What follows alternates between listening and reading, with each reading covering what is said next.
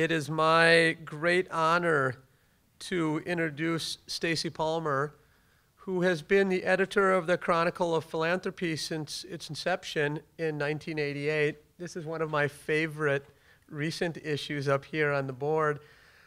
Earlier I was talking about our champion funder being Templeton, and there's just no question about that. And there's also no question about the fact that Stacy is our champion disseminator. Now, more broadly, Stacy has made a genuine push to cover science in the Chronicle. Now, having a friend at the #1 news source in the nonprofit world makes our research all the more valuable. Academics are always working as hard as they can to speak to policymakers, to speak to practitioners. But we need a voice to take our writings into the world of the popular press. And Stacy has just been a tremendous supporter of SPY and science more generally. So Stacy, I want to thank you very much for that incredible role that you've played for us.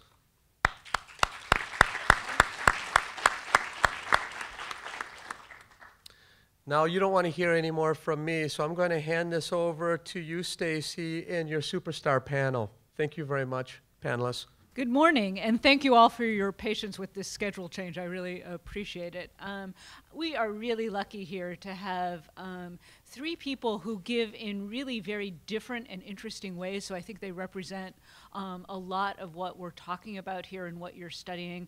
I'm going to let them do a little bit of their own introductions about sort of their philanthropic biography, but just so you know who's sitting in each chair. Let's start with Marshall Field, who I think you all know the name, but you may not know all of the things that he gives to, and it's quite a constellation of things. He's extremely interested in the environment and conservation, and is involved in chairing a lot of organizations. I think we often think of him as somebody who's a big giver, but when he was just talking to me before, he said, oh, what I do is ask. So I want to talk a little bit about that. Seated beside me on the other side is Liam Kriepholz, who's founded Better Chicago. So he's a nonprofit founder as well as a donor, which is a great perspective. He worked at the Edna McConnell Clark Foundation, which is known as one of the most innovative funders in sort of really focusing on high-performing charities, and that's really been something that he's thought a lot about in his career, so we'll talk about that. And seated all the way at the end of the panel is Susan Guznow, who understands all the ways of athletic giving, and I had to figure out which sports teams she was associated with. Unfortunately, they were ones I knew, which were the Chicago Bulls and the Boston Red Sox. So even I, who am not a sports fan, can be a fan of that. And obviously, the whole way in which athletes give is very interesting and the corporate responsibility of their teams. So I think that's an added dimension in terms of the kinds of things we'll talk about and think about. So those are the things that mark these people, but there's a lot more to their giving. And I would like to start by asking them about their most significant philanthropic gift and what was most meaningful to them. And while you're thinking about that, I'd also like you to be thinking about your biggest philanthropic mistake. So let's start about the thing that gave you most meaning. And Marshall, can I talk to you about that? Sure. What would you say? You've been giving for a long time, but is there one gift that really meant the most to you? I don't think so. I think we've given to a jillion things, and at the time they all seem worthwhile. And I would say, touching on your other side, that the gift that I feel really didn't matter was my annual gifts to Harvard University, because they don't need the money. But I think that giving as a whole in our family, we try to think about 4 or 5 things in major areas and then split them up into less major areas and start giving what I'd say is at the 2nd or 3rd level, so we can be a little more carefully aimed with where the money goes. And that's one of the things that fascinated me about the Penn discussion, because I think colleges assume that annual funds should be non-directed, and I think this day and age they could probably add 30 or 40% to the size of their annual funds if they figure out a way to let people direct them. So let that be an idea for an Yeah, experiment. so that's what motivates our giving, is seeing a problem and knowing that, and attempting to move the needle, if you will, in that area. Great. And we're going to talk a little bit more about how you try to move that needle. Liam, could you give me a sense of what have you found most meaningful in your giving? Sure. I guess we're sharing. sorry. John, you couldn't afford a fourth microphone here, by the way. Just asking. Maybe next time. I don't know. Can I get my name on it? All right, great. Thank you. Fantastic. Thank you. You know, so at the heart of a Better Chicago, which I'll focus on for my remarks, is that, you know, we believe everybody deserves a great education, number one, and we believe that smart philanthropy can drive social change. So when I think about, and that's a reflection of me personally. That's what a Better Chicago is all about, but that's also what I'm personally all about.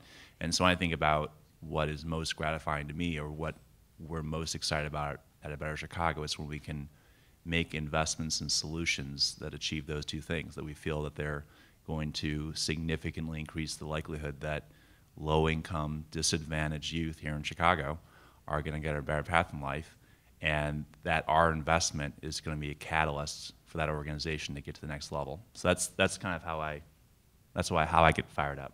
Great. And is there a gift that you regret? You know, Or maybe didn't do as much as you had hoped? yeah. Oh, sure. I mean, my goodness. I mean, yeah. There's tons of mistakes along the way. I think you learn from mistakes. So I don't regret the mistakes. I think what I regret, and this is probably more towards my personal philanthropy as opposed to Better Chicago, because at Better Chicago we're super focused on what we're trying to accomplish. But in personal philanthropy, I get frustrated when I look at my kind of totals at the end of the year, and if I'm not getting enough into the areas that I think are my priority areas, and if I'm spending too much of my philanthropy in areas that I don't think are my priority areas, that gets me really frustrated. Susan, as you've been involved in arranging for various gifts, seeing things happen, could you comment on what you think has made the most difference? Sure. And also talk about the mistakes you've seen. Sure. And I would hesitate to say our favorite gift or our least favorite gift, because I suppose it's like choosing your favorite child or talking about your children who doesn't make a very good grade. So I'll sort of move away from that. But several years ago, about 3.5 years ago, we went through a significant process that I'll refer to throughout the course of these remarks, sort of looking at how we give and where we give. And so one of the partners that was sort of our first foray into this new strategy of giving is actually here today, Youth Guidance. And we have worked with them for about 3 years now, and they represent an area of focus for us that was new at the time, youth violence. Violence prevention is something that I know all of us here, certainly in Chicago, unfortunately see in the headlines all too often, and it's certainly something that I think plagues cities across the country. But for us, we chose that as a topic area after doing a lot of research, not only on what is happening here in the city, but also talking to our front office and talking to a lot of our players and saying, where do you want to see the team becoming active, both in terms of financial donations, but also using our multitude of different in-kind resources. And through conversations with Youth Guidance, we learned a lot about what they do. They actually work a lot with the University of Chicago Crime Lab. And so they showed us, here are some of the different things that we're doing working in schools.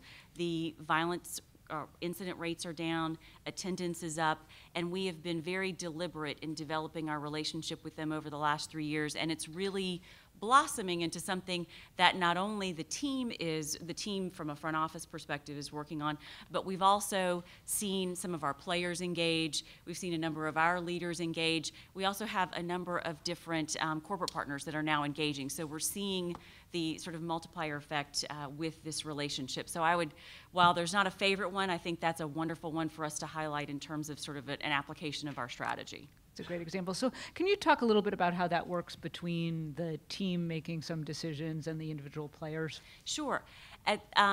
We are really lucky that from the top down, Michael and Nancy Reinsdorf, the Reinsdorf family, very active owners within the Chicago Bulls organization, and Michael became our president and COO about 4.5 to 5 years ago. Nancy is the president of Chicago Bulls Charities, and so from the top, we have a leadership that believes that philanthropy and community relations is not only a part of what we should be doing as a good neighbor, but it's part of our business philosophy. So you see it throughout the organization in every one of the different ways that we approach things.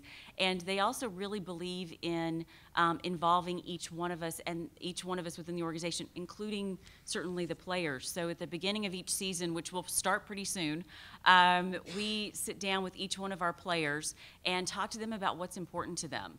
And each player is at a different stage in their own thought process in terms of their involvement and personal giving. So we work with them every year to find out what's important to them, introduce them to some different organizations here in Chicago based on what their interests are, and let it evolve. So it's really a process over the course of several years, but we've built some wonderful relationships with them through that process. That's great. And while we're going to talk a little, I think most of our focus is going to be on personal giving in various ways. I did want to talk about, with our other panelists as well, about the role of businesses and corporate leaders and how you see that and how that's changing and what you think is happening. Marshall, could I speak with you? What do you see among business leaders that you talk to, and how do you think about the business part of your giving aside from personal? Well, I've never really given a lot of thought to the business side of giving, because when I was a businessman, it was a private company, so it was me. So from that point of view, though, Chicago has always been outstanding, and I think a lot of it, maybe most of it today, comes from peer pressure. And something like the Economics Club, where the people get together, if you know that you're the only one who hasn't anteed up for a cause, so you're going to get dumped on, and that's that. So I'd say peer pressure was the number one thing, and it's very effective. Liam? Yeah, I think we're lucky in that here in Chicago we do have that peer pressure that Marshall was referring to, and I think perhaps relative to other cities that at least I'm personally familiar with, there is an expectation that companies and leaders in those companies need to be involved. That being said, I still see some quite a bit of variance in how companies actually act. So what does that actually mean? And I see really a continuum of companies, everything from companies who really see philanthropy as being a marketing means. So whether it does officially or not, it kind of reports up to the marketing department, and then I see, so it's very kind of commercially driven philanthropy. And I see over here on the other side of that continuum companies that are really just trying to do the right thing, and then I see a lot in between, different shades of it. And by the way, I think it's just to be clear, I think makes total sense for a company for a company thinking about how does our philanthropic strategy, how does that have an impact on our brand, on our ability to connect with customers and all that kind of stuff. I mean, that's just that. I totally get that. I don't think there's anything wrong with that. In fact, I think what we could do as a society better is help companies to solve for that. But I also think that companies who aren't thinking about first and foremost doing the right thing is also part of the peer pressure. So not just giving to anything, but giving in ways that are really going to make a difference. Great. I want to talk more about that peer pressure thing and a little bit more about influencers. For all of you, what are the things, the people, what would you say, once you've decided that the cause matters to you, what are the things that influence your decision about where to give, how to give, and all of those kinds of things? Marshall, can I? Well, I go right back. If you have decided a certain cause matters, my question to myself or to our family is, well, can we give enough to make a difference? And if we can't, then I'm not sure you should do it. Mm-hmm. Or maybe you can parse the cause down to a point where you can find something that you can make a difference. So that's my watchword. What else influences you? Well, I think the immediacy of the problem, the size of the problem. I think Susan's thing about youth violence, that's a great thing. We have a foundation in town which our number one thing is youth violence, and it's someplace we spend most of our foundation money on that area or areas that contribute to it. And how much do you look at the organization's leadership, those kinds of things? Does that matter a lot too? I think so. Leaders come and go, but I can assure you from my foundation experience, if we think an organization has a poor leader, we will let the board know we think that, and if it remains with a poor leader, we'll walk away because they're not going to spend our money effectively. Who wants to go next? And just building off of that, we, as I mentioned earlier, about 3.5 years ago, took a look at the way we were giving. And when we talk about giving, we give financially, but we also give in kind. And it's probably, I would say, in about equal dollar value amounts in terms of the in-kind giving. Plus, we also have a wonderful platform of being able to raise awareness of different organizations and issues through our game broadcasts and other things. So we look at a lot of the different assets that we have when we're considering how we support different organizations. And so as we looked at that whole landscape, we realized that we were giving to a little to a lot of different organizations. And so we sort of flipped it and said, what are the different areas where we feel like we can have an impact? And then we need to be disciplined about staying in those lanes. And still pretty broad categories, but it has been helpful over the last 4 years to really focus on youth education, youth health and wellness, violence prevention, and current military, active, and veterans. And so those 4 have really helped us. And as we've talked to businesses, we do a lot with our corporate partners. It's funny that you talk about that, because as we work with our corporate partnerships department and we say, okay, when you guys are talking to different businesses and they're saying we really want to work with you, Chicago Bulls, they normally fall into a couple of different areas where they have a real interest. And the 2 areas that they say almost unanimously they hear from corporations, digital and social, and community relations or charity. And that is something that's changed over the last couple of years. So businesses, whether it is for branding reasons, pure philanthropic, or a combination of the 2, we're really hearing more and more of that. So it's a wonderful opportunity to engage and really be able to extend what it is that we can do to really help different causes. And can you talk about how you look at the organizations themselves? Mm-hmm. Do you look at their leaders, their boards? How much investigation do you do before you even decide that? We do. We do, and we are becoming more deliberate about the homework that we do.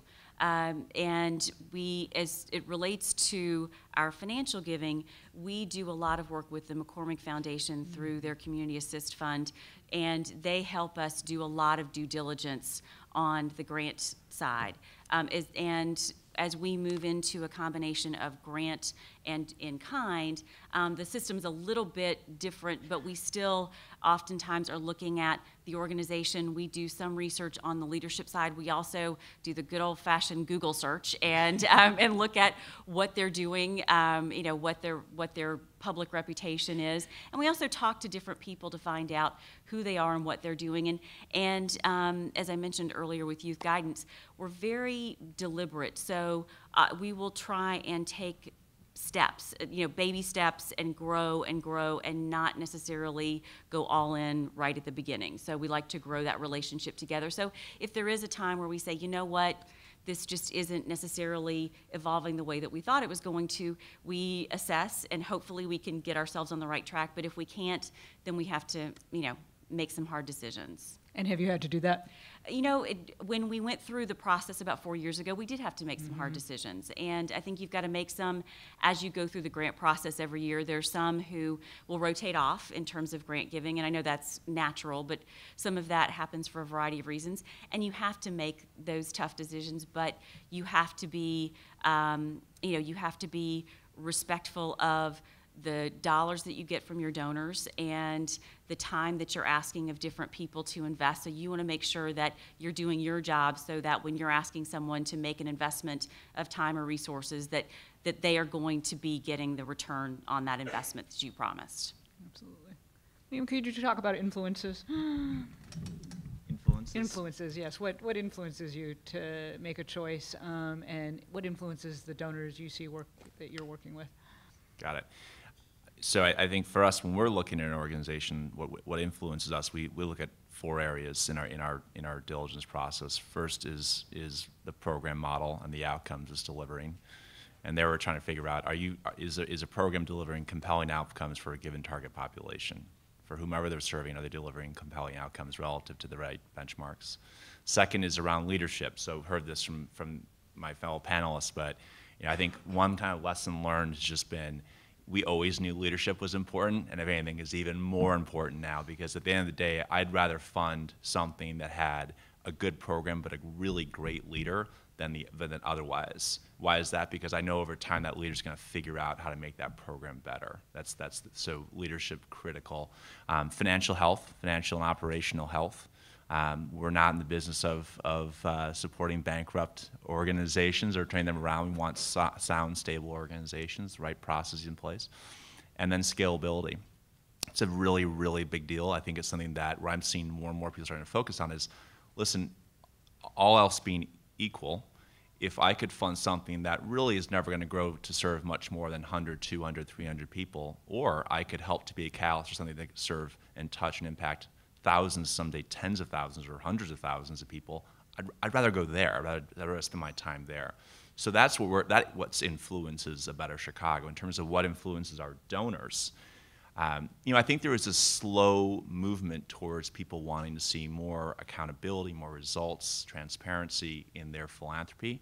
I think that those kind of interests are still, at battle, if you will, with other interests about other things that philanthropists care about that motivate them to give. I think having a strong brand for what we believe in and what we stand for is really critical. I think most nonprofits don't get the importance of brand. They see it as kind of being like, the stepchild of fundraising in some way. And I think the more nonprofits understand really who they're talking to, what is motivating those people, and how to connect with them, they're going to be much more effective in doing that. And so I think we've spent a lot of time working on that. And I think what people that we're trying to reach out to, they really care about Chicago, they care about education, and they want to be smart about how they invest those dollars. And I think that's why they would want to be part of us. And I think the other last thing there is, as we've grown, we've started to build this kind of convening power where we can bring together people and companies and foundations that have that kind of shared interest. And I think people see value in being part of that network. So that's kind of almost like an ancillary but really powerful bonus of kind of being part of our ecosystem that I think donors enjoy. So.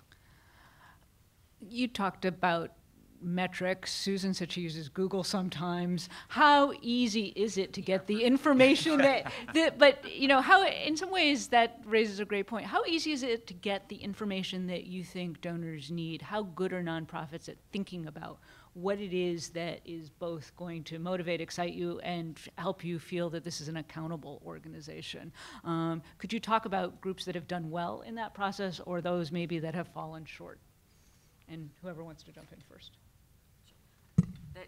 I will admit we are new in that approach. That's the next step for us, and that's why we're really excited. I have several colleagues of mine who are here today, and we're really excited about being here and beginning to speak with John and with Edie and others to learn about how to do a better job of measuring our outcomes, because we know that's something that is important not only to us to learn whether or not we are having an impact, and if we're not, how can we make changes to do so, but also as we talk to our corporate partners, as we talk to our donors, those are things that they want to know as well. So we want to be better equipped to be able to not only gather that information, but then use it and make it actionable so that we can ultimately have a greater impact. So I think organization. So first off, a question I've gotten from other folks is, well, if an organization doesn't have the outcomes to show, at least, or whether it's been externally validated or at least some internal outcomes to show, if they don't have that, how can you figure out if you'd fund them or not? And I said, well, we just don't fund them. So it's actually just really straightforward for us. That's just a prerequisite to even begin to have a conversation. I think that's kind of actually a point of leverage that we have here in town, is that as organizations appreciate the fact that we're not even going to take a look at them unless they're able to kind of articulate a really clear theory of change about who are you serving, what program elements do you have in place, and how does that change behavior, and how is that ultimately going to change outcomes. So they can't kind of walk through that very clearly, then it's just not going to be something we're going to take a look at. So I think the organizations we are funding have a really crisp and clear and deep understanding of those four things. Who are they serving? What are their program elements? How are they going to change behavior? And how is that going to lead to a lift in student outcomes that we care about? Well, I'm going to take a little different approach. And I'll give you an example. I sit on the board of the Field Foundation of Chicago, which is not a major organization, has about $60 million in it. And so one of the decisions the board came to many years ago was, we can't make a difference if we do giving the way most foundations do. So we set ourselves to be what I like to call a venture capital foundation. And we concentrate on funding people who are small or just starting up, or community foundations. We pay to have 3 interns, a lot of them from the University of Chicago, full-time, so we can actually send them out to help organizations. So we will begin to fund an organization that we think is just starting and isn't very effective, but is after something that could be really important. We see ourselves as the funders that brings them to the point that Liam can look at them. You're a good continuum right there. Can you talk about what you've learned through that process and what things work in getting some of these new ideas off the ground, and what things are more challenging? Well, the critical thing is developing leadership within these organizations that is talented. And 90% of the organizations that we start with are pretty fuzzy. And the people they get first have big hearts and they want to do the right thing, but they're not going to get you there. And so we spend a lot of personal time, not the board members like me, but staff, working with these people to try to make their organizations more effective, if you will, or bring them to a point where they can reach a whole new level of funding opportunities.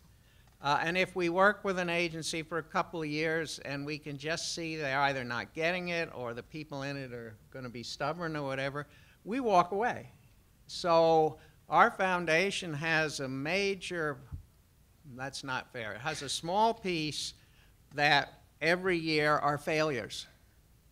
And we just make our mistakes and move on for the next one. And I think part of being a venture capital organization, which you all should know, is being willing to fail, pick up, and start all over. Do you think philanthropy is willing enough to fail often enough and to talk about it? Do you see that? No. My answer is no, it isn't, or we wouldn't need to exist. That's right. Well, we would not be here, would we? How about the rest of you? How do you see that issue? Yeah. So yes, I think a group from the Bridgespan Group, it's a consulting group that advises foundations and nonprofits. They did a study around this and asked foundations, what have been their biggest failures, and they almost said half jokingly, they all come back and said, well, we don't have any failures. We've kind of figured it all out, and that's because actually they're just not tracking what's working and what's not working, so they don't really know what's working or not working.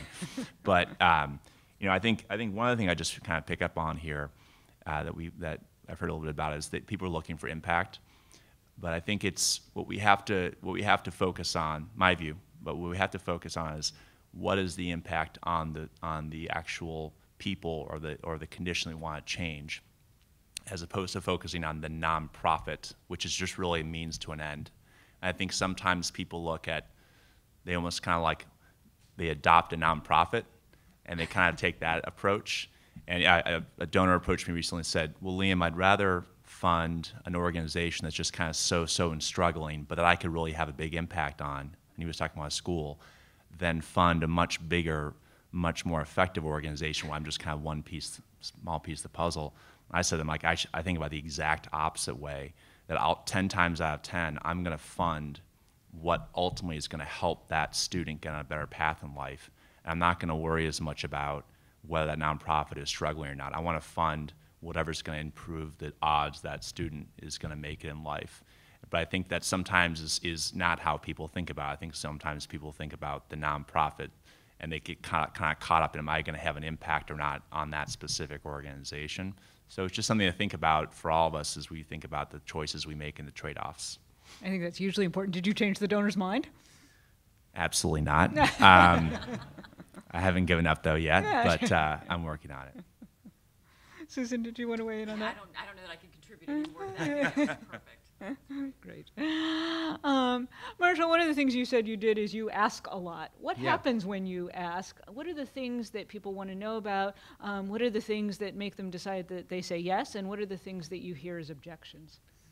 Well, first of all, if I'm asking, if I take up a cause, if you will, to lead, I have to be sure that in my mind I have a very clear vision that this is a really important thing to be raising money for. And because if I don't believe it deeply, I'm never going to sell it to anybody else. I want to be sure also that if I'm asking for money, the thing I'm asking for has some immediacy, that I can kind of tell or hint to people, if you don't give now, there may never be another chance because it won't be here, and the city or area will have given up this great opportunity. So I think building that into asks is very important. And then I do all the campaigns that I run, I do the reverse. I'm going to be killed by some in the audience, but I do the reverse from what most of the advisors tell you. I build my prospect list from the bottom up. I say, name everyone you can think of who's interested in X. I don't care what X is. And when I have that list, then we start to go through it and measure the level of interest and then the ability to give. And I come out with a giving chart then that is built from the bottom up instead of the top down. And it's much more work, but it's much more effective. And so to me, that's my little secret when I take on a campaign. Yeah, I know some fundraisers say that on everybody's list, because every board member has Bill Gates and Oprah. Do you see that problem, that everybody thinks they're going to give to their cause and don't look at the bottom at all? Yeah. Yeah. Are there any other things that you've learned along the way that you would say go against the conventional wisdom? No, but something that was said earlier I think is very important. If you're talking about getting donations, the bigger the potential donor is, the more attention and the more you have to figure out and listen to what the donor, him or herself, is thinking. I think a lot of people go into a donor and they just sell their cause. I want to know what's on the donor's mind. I want to know what other things they're interested in. I want to know within what I want to raise money for, can I find out from the donor's life that they have favorites within it? And I begin to play to those. And sometimes I do another terrible thing. I ask a donor for money purposely too early in the relationship so they can tell me no.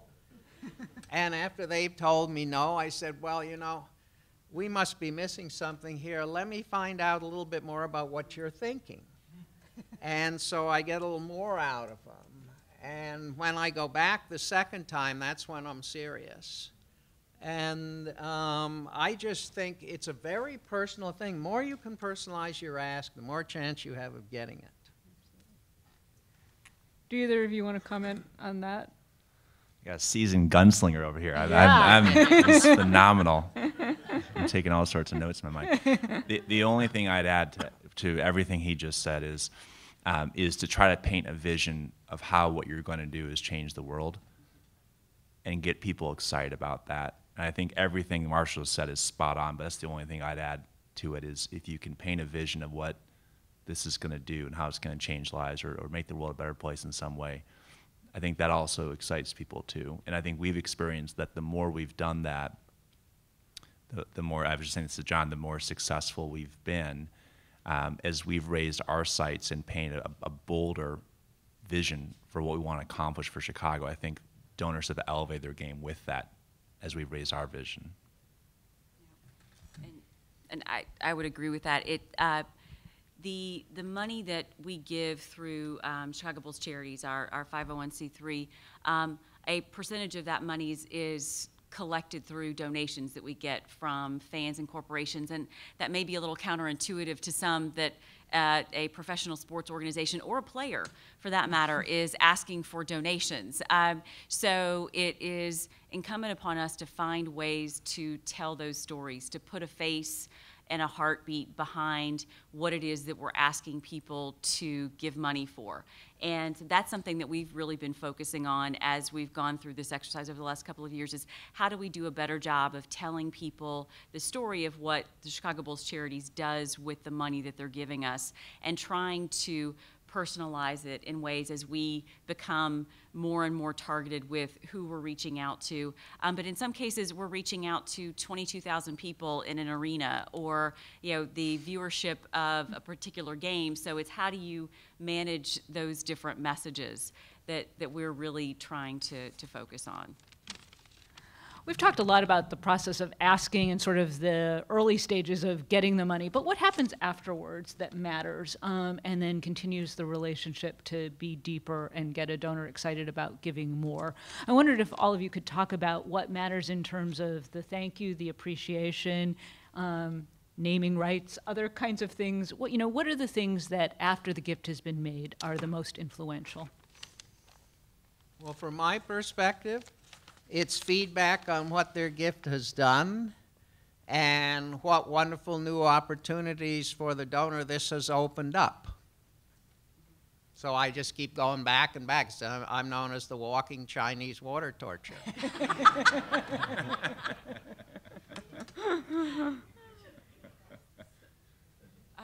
Sure.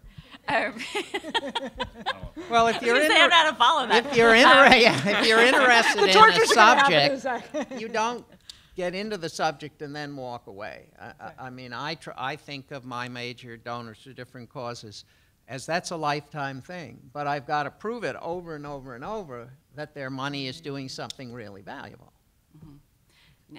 Absolutely, and I think to a topic that was discussed earlier, it's also finding out what the different, we do some with individuals, but a lot with corporations, what they're interested in. In some cases, we have corporate partners who are very interested in getting their employees involved.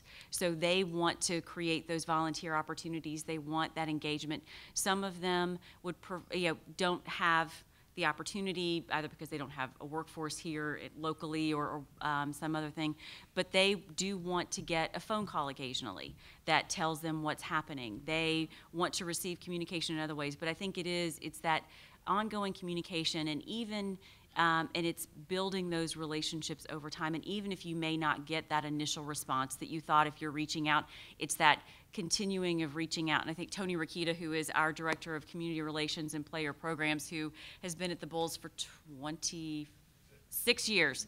So I think he is probably our gold standard for how you reach out and develop those relationships. And so we're really fortunate that we have someone who is really dedicated to that. And I think we all try and model our behavior after that. And a lot of it too is working with your leadership and making it something that's a priority on their list. Organizational leaders have a lot of different things that are happening throughout the day.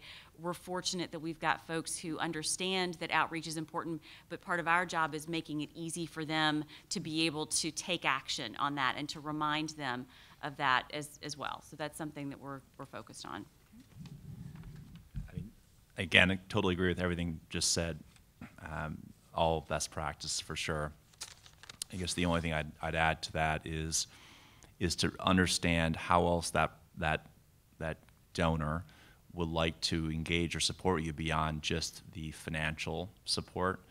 So, for example, there's a number of people who support A Better Chicago who are thrilled to support us financially, but these are also really successful entrepreneurs, executives, and they have a lot to share beyond just writing a check. And so, what I love to get to is kind of like what I try to aim to get to, is get to a point where I can have a meeting with one of these donors, and I know already what they're really strong at as a person in terms of their life experiences, and I can go to them, ask them questions on things that I'm wrestling with at A Better Chicago, where it's a really it's a real authentic conversation. So it might be around a personnel issue, or it might be around our growth strategy, or it might be around, how do we think about adding, how to finding more people for our board, or it could be or my own professional development, a whole bunch of things.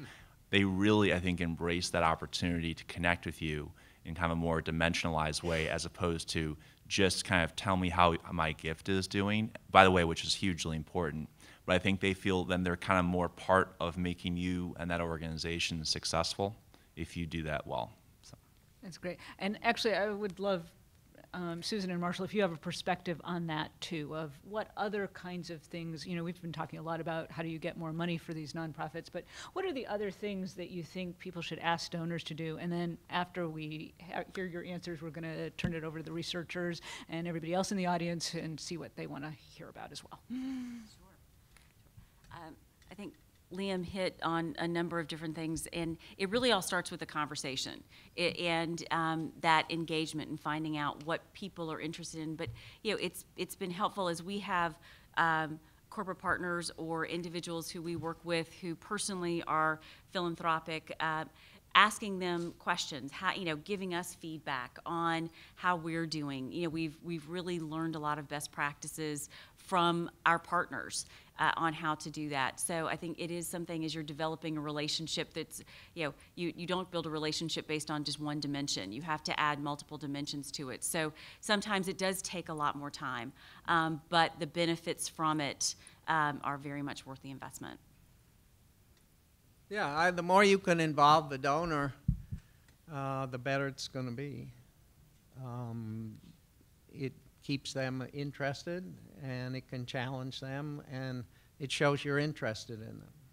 And what are the things beyond board service that you can do to get them involved? That's hard. How many charities have I been part of where you have the board and then you have everybody else? And what do you do with the farm team? I'm just about to try something brand new that may be crazy, but normally the goal of most really major donors that I come across is to be on the board and have a say in where that organization goes. But you can only have a board that's so big, and I think all of you who are in the Chicago area can name organizations that started out with a real board and now have a board of 85 people. It's a joke. And when I was the chair of a couple of those organizations, I tell prospective board members, our board really isn't a board, it's a talent pool. So I want you on the board because you have XYZ talent, but I want you to work at the committee level. And that's where you're going to put the time and energy, and you're going to get something back. Now, I'm chair at the moment of something called the Everglades Foundation in Florida because I'm a Florida resident. I want to emphasize that. There, I have at the moment more billionaires supporting us than I have seats on the board, and I will not increase the board. So what I am going to try, and it may fall flat in its face, this coming November when we have our fall meeting, I'm forming something called a chairman's circle, which isn't new, but the program's going to be new. We're going to have major donors only, and we've set a level, and anyone who's at that level will be invited to do this. And you come in on the first evening and we give you a dinner, which everybody does. Then the next morning, we are going to give them the board's agenda for the next day. And we are going to go over everything that the board is going to go over with this group, because it's an advisory council. And so I'm going to ask the group to give me their advice on all these subjects, and I will say what it is to the board when the meeting occurs the next day.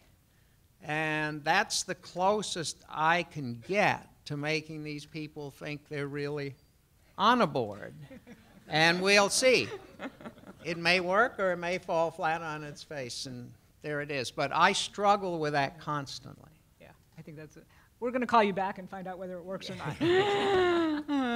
So I would love to get the audience engaged in asking some questions. So let's start right over there. Thank you for taking the time and for traveling here today. I know that one of the outcomes of the dialogue today and tomorrow, and in general beyond Spies' work, is to bridge researchers with practitioners for the sake of experimentation. I know firsthand as a practitioner that is harder to bridge when you don't have the funder partner supporting the work as well. So I'd love to hear, take the opportunity to hear from you all.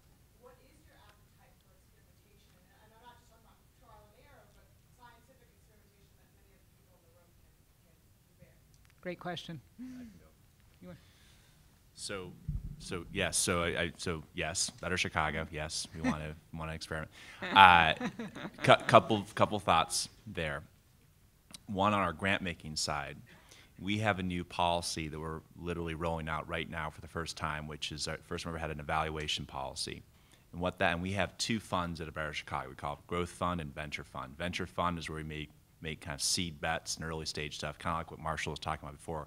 Growth funds, where we make bigger bets in things that have more of a track record. In Growth Fund, going forward, we're going to require all of our grantees to do an external evaluation as part of being in our portfolio. And again, we think it's a leverage point. We can really raise the bar here in Chicago in terms of evidence-based funding. And I think we're the first group in town that's rolling that out as a kind of portfolio-wide mandate. So we're literally in the process of doing that. So my point there is we are looking for partners who will help our grantees do high-quality, low-cost evaluations. So that's point number one. The second area is on the fundraising, marketing side. I think there, and Julie Hoffman, she's here in the attendance, so I'm going to kind of put you on the spot here, but I think we have a real interest in also experimentation on some of the things we're hearing today around fundraising. How do you connect to donors? What's going to send them to give more money? So I think in a couple of different ways, we're really interested in finding partners to work with to help us and the field learn more about what really works at the end of the day. So that's our interest. Yep. I agree. Who wants to go next? John? Very informative and entertaining, which is what a good panel does. I'm going to ask Marshall a question directed to Marshall because I felt there was a bit of a tension in what you said. You said that peer pressure is very important. I agree fully with that.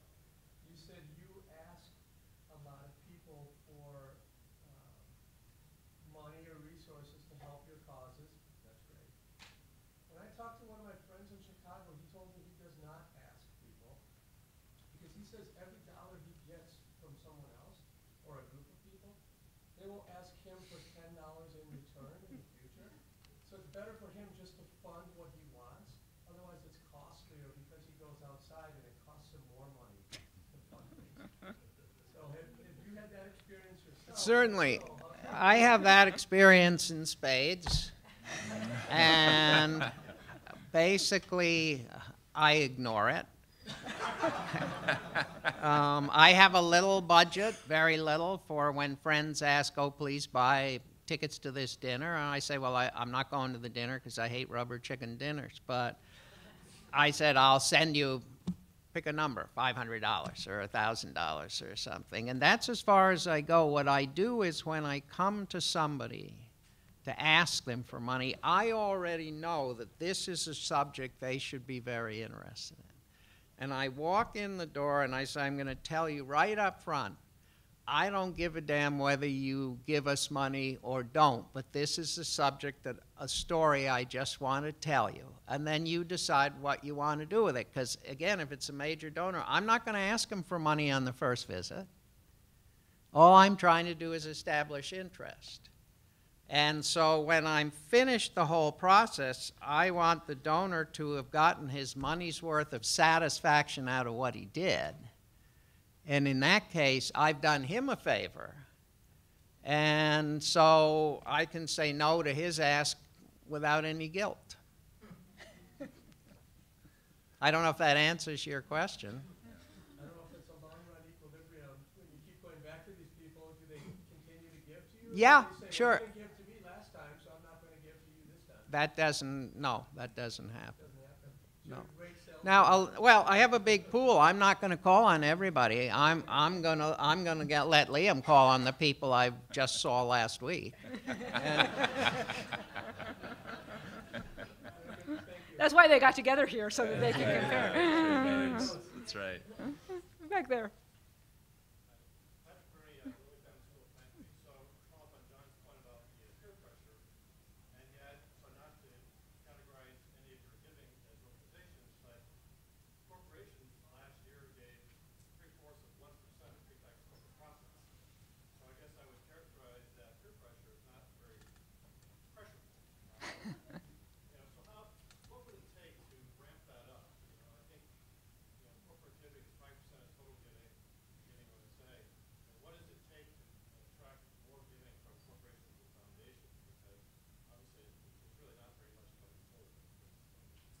You want me to do that? Well, I'll answer from my point of view. I think if you looked at what corporations did in the Chicago area, you would find that number's higher. And it's really just my point. If you are in an atmosphere where everybody else is doing it, and people start to turn and say, well, what about you? That's really what I'm talking about in peer pressure. So I would say that Chicago as an area has done a better job of doing it. And I think in other areas it's not going so well because there's been no real leadership, bring people together to put peer pressure on these other companies. I think it's crazy for a company to come to an area and give nothing to their community because they're using their services at the very least. And the community is providing an atmosphere where their employees are happy. And so I think that my attitude is the company owes the community something, and I don't want to hear a big speech about public owning their shares. Yeah. So I think what you're hearing is peer pressure might be out there, but perhaps not to the full potential, which is what you were getting at, right? That we could potentially hope that our companies would give more than they're doing. And I think there is a little bit of that going on. I mean, I think there's a little bit of kind of lowest common denominator. And so how do you change that? I think you change it through transparency and leadership. Transparency and leadership. I think the transparency is, and why, by the way, let's get you or one of the periodicals here, our magazine, newspaper, let's do a table of all larger Chicago companies and their philanthropic giving on the metric you just described. What is it? What does their philanthropic giving look like as a % of their pre-tax earnings, of their revenue? I think you put that out there. That's the transparency piece. The second thing is the leadership. I think we need people in the community, not outside the community, because that doesn't work as well. We need people in that community to take ownership of that and say, you know what? I want to set a bar for best in class. There actually was a study done recently on corporate giving, that we were looking at recently, is very interesting, which actually kind of segments out. This is not very best in class giving. This is best in class giving. So I think transparency and leadership is what's going to have to push that forward. Are the millennials going to change that? Do you think the pressure that they might put on their employers to say, I care about working for a company that gives a lot? I'll chime in, but I don't know. I really don't know. I mean, I know there's a lot of noise around that. I think it's TBD. I think the best we can do right now is start to see how millennials are making choices about jobs. I think there is research out there to show that they do care more about that when they choose a job. But is that really affecting where they go to work? And then also now the great thing is we actually have companies that are run, many companies that are run by millennials. So how is their philanthropic giving similar or different to non-millennials? That'd be kind of an interesting thing to look at. But I think probably the jury's still out. I would agree on that. I think it is something that you need to provide that opportunity, but I would agree, I think it's too early in the whole process to see if there's going to be a long-term effect. Mm-hmm. Who's next? Right there. Back on the corporate giving, I think the Chicago Bulls Foundation is, the Chicago Bulls is a major funding strip for the Chicago Bulls Foundation, is that correct? The team does provide some funding, but we do get a lot of our funding from donations that we receive from fans and corporation and our corporate partners. You know what determines the giving by the Chicago Bulls?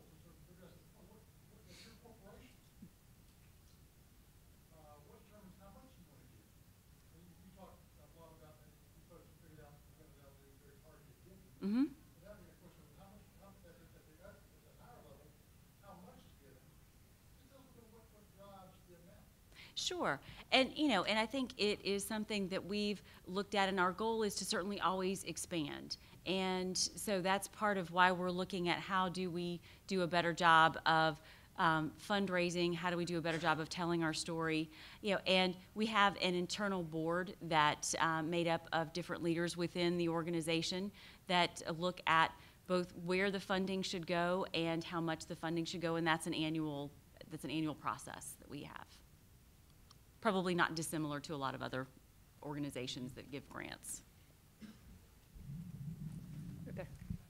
My name is Rob Hammerhan, and have been a practitioner for 30 years, and have just made a transition, so I'm actually in the graduate school at Lilly Family Field Philanthropy with the intention of getting my PhD. And one of the other reports the Bridge Span Group did is the deficit in not-for-profit leadership that's going to be coming up over the next 10 years. What do you see that we could be doing to help younger people want to get into the field and prepare them to be leaders so we don't have to have leaders in the field?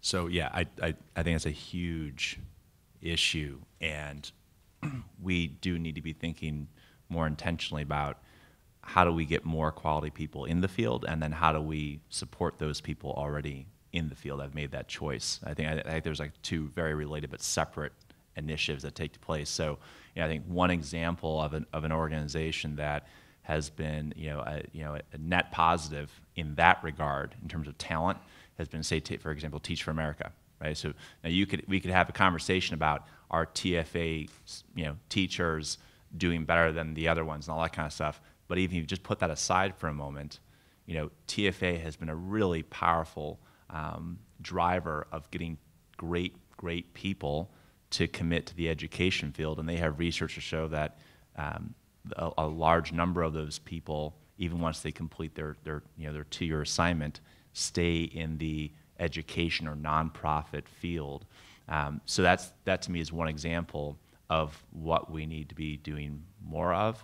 And I think what funders can be thinking about is how can we support more of those initiatives. And there's all sorts of things that go into that. I mean, first off, there's, for example, the stigma around working in the social sector, the nonprofit sector. How do we make that a career that people really want to aspire to? There's also, I hear constantly folks talking about, they read about how somebody in the nonprofit sector is making this up, $200,000 or whatever the number is, right? And they get furious. I'm like, well, is it all that different from the corporate world? I mean, the corporate world, you pay somebody based on the value they're going to deliver. And if somebody does an amazing job in the nonprofit sector and is helping to lift so many more people out of poverty or whatever they're addressing, I think we should reward those people. So I think it's changing the stigma, it's changing the incentive structures, and ultimately just creating more pathways to help people, great people, to get in that field and then feel really supported in that field. Do either of you want to? I was going to ask you, Stacy, what do you think? I think that it's one of the most important questions there is. There are not enough talented people to replace all the baby boomers who are about to retire. And we are starting to see the real waves. Bridgespan predicted that 5 or 6 years ago that there was going to be this major transformation. We didn't see it happen because the recession happened and everybody stayed working longer. But we're seeing a huge number of people leaving. And the real question is sort of who's going to lead. But it's not just getting the youngest people in, but it's also, what happens to the people who are in that middle stage? Have they had enough opportunities to lead? And then that gets to the question of just also, are there enough nonprofits to support, or are there too many nonprofits for these people to go to, which we didn't have a chance to quite get to today. So we have 1 minute left. I'm going to see whether there's another question, because I might end up asking you that question. Did anybody else in the audience have a question? Can I ask you a question? Yes. I've been a practitioner for 20 years, and I'd be curious the panelists' thoughts on identifying organizations whose leadership you like, whose vision, mission you like, who you think has good outcomes, the willingness to, instead of supporting a specific program, to instead support their development efforts. In other words, a major gift officer or director of development, or allowing them to go to the next level where your funds might in fact be leveraged. How do you all feel about that? If you were asked for a gift to go support another major gifts officer, would that make you excited or make you say no way? It's not something that we've necessarily contemplated to date. It's certainly an interesting idea. I think it would be something that at this point we probably would not be in a position to do, just given the dynamic of how we distribute our funds and give our in-kind dollars. But it's certainly something, I wouldn't say that we would completely rule it out right now. We don't do capital campaign or capital gifts, but it's certainly something that, down the road could be explored. I think I totally get where you're coming from, and you're right. You could say that is a really high ROI way to support an organization, make them more sustainable, right? I think the way we get at that is all of our funding is unrestricted. That's just a policy, because ultimately at the end of the day we believe that if we're doing a good job up front of selecting the best organizations, then a huge part of that is trust. It's all about trust. Can we trust you to do the job you say you're going to do? And we feel that the executive director, if we really trust that executive director, then they know how to use that money better than we do. And so we want to empower that person as much as we possibly can to invest those dollars where we're going to have the biggest impact. So if it happens to be that they decide to invest in programs, fine. If they happen to decide to invest in their staff, major gift officer, whatever it might be, that's fine too. We hold them accountable by the outcomes they achieve. We're not worried about kind of what the funding flow looks like. It's about, are you achieving the outcomes that we ultimately set forth? And I think a good executive director will know how to use the dollars to achieve those outcomes. Well, the Field Foundation does exactly the same thing. If we are asked to fund a fundraising executive, if we say, yeah, that's good for the organization, then we'll do it, especially because from a foundation's point of view, most foundations don't want to continue funding something forever. And so we have to be sure that organization has built the ability to take our place and then some. So I agree with what Liam says. I think we have to be open to those kind of requests. And I think one thing you might want to look for is the Haas Fund in California does a lot to really focus on this fundraising issue and is trying to rally other foundations to be thinking about that and why that's just as important as some of the program issues and the other kinds of things that foundations are supporting. What a privilege it has been to interview this great panel. Please join me in thanking them for all their wonderful insights.